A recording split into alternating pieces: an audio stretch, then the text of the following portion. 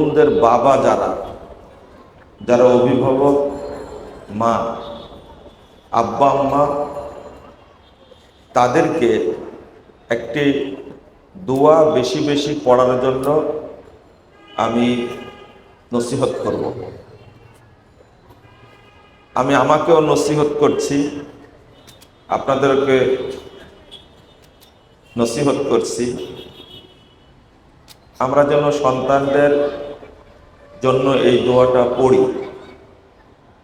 আল্লাহুম্মা গফির যামবাহু ওয়া তাহহির কলবাহু ওয়া হাসসিন ফারজাহু।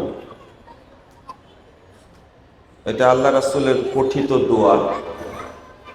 আল্লাহ যেন তার পাপ মাফ করে দেন এবং তার অন্তরকে যেন পবিত্র করে দেন এবং তার লজ্জাস্থানকে হেফাজত করেন। এটা তরুণ ভাইরা,